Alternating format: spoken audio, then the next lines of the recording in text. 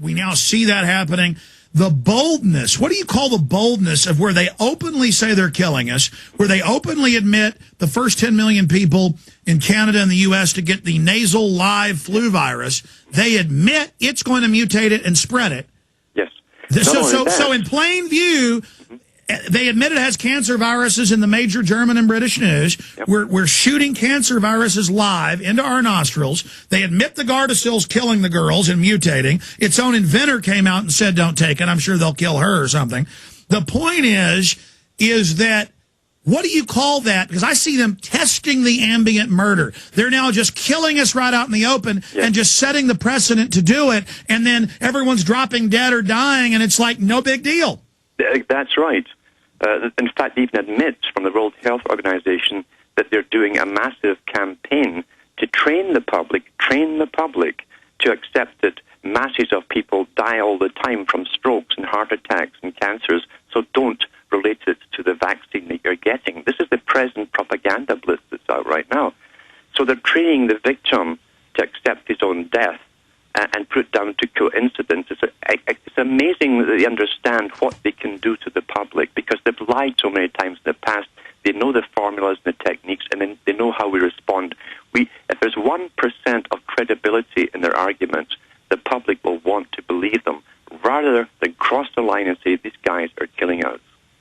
Because the average person, just like in Hardin, Montana, when our listeners caught the con artist felon, now admitted running a giant takeover of the town to put the locals in the camp the private criminal was going to own, still the local constabulary denies it, even if it's admitted, because they don't want to admit they're wrong, and it's too scary to admit it's happening. That's correct. But they have no problems in lying to the public. And again, and these recently released documents from internal meetings at World Health Organization, they said they would have to lie to the public. They can't tell the public the truth. This is from their own minutes of their meetings. And these are all eugenicists, and they go, it's sad we have to kill everyone, but it's for the earth. Everybody out there, you got to warn everybody you can. They're implanting you and your family with cancer viruses. These also spread. It's not just the shot.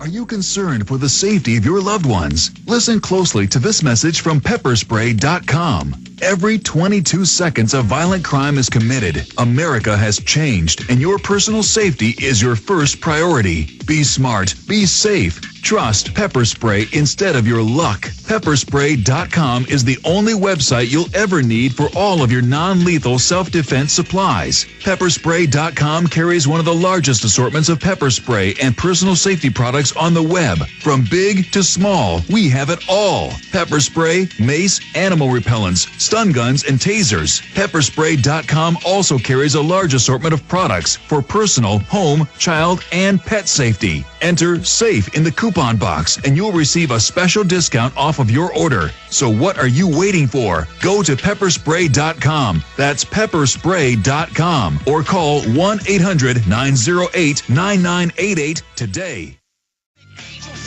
All right, I want to open the phones up next hour for Alan Watts, specifically on eugenics, the master plan, how to stop them, what they're doing. 1-800-259-9231, 800-259-9231. He can talk about any issue, but please address your questions to Alan Watt. I don't want to talk about a tractor you got for sale or chupacabras in your attic. And I'm not being mean. Sometimes people do that, especially if we have a guest. It's like they will not address anything to them. It's kind of like Piggly Wiggly gets to the head of the line and then nobody else gets to get on. So 1-800-259-9231. That's coming up in the next hour. Alan, we were just talking during the break about social control. It's just like the Aztecs, one of the dominant Mesoamerican Mayan cultures. And in their own writings and in what the Spanish observed, mothers would beg to have their healthiest, best, because you wanted to have the best sacrifice, 10-year-old only son cut up in pieces and then sold as meat by the priest class. That's how they made their money, to the locals. And the mothers would gobble their children with pleasure. We have major news out of Seoul, Korea and China. This is mainstream baby soup, not a hoax, eating babies. People get upset if they see a dog killed by Marines, but not if they see a kid killed by Marines. We've been trained to see human life as bad. And through mind control, just through cultural mind control, Aztecs would kill their sons and daughters and wives and husbands with pleasure. The Druids would do this. And it's the same thing now. We just give our kids to the state. Yes. Because as our guest said earlier, in England, a mother said, yeah, it was really hard to lose the weight and ruined my figure. They said that was a symbol of depression, so they took the baby from the family with no due process. The criminal state is here. Go ahead.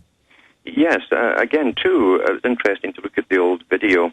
I think it's still up maybe on YouTube, I don't know. I can't watch it because of my slow speed. They punish me for using ExploreNet. But there was a Julian Huxley up there, and Aldous Huxley. And these guys went into this whole thing. And Aldous Huxley himself, who attended all the world meetings, he also worked at Tavistock Institute. He thought that the scientific dictatorship would be just sort of wonderful when it came in, and that people would be trained to love their servitude. But he also talked about the only obstacle they had at that time, back in the 50s, was the remnants of a powerful or almost post-powerful Christianity. Now that ties in with what his brother Julian said, the first CEO of UNESCO. He said we'll have to train the people to devaluate human life in order to bring through mass abortions and eventually genetic selection and sterilization. So this is the plan unfolding now. These guys were part of the big world meetings of their day. They set their agendas, they set their timetables, they set it for the end of the millennium into the new that's now, and that's what they called this the century of change, and they never alter their plans. Their plans are like long-term business plans set in stone, with 10-year plans for one part, 50 for another, 100 for another.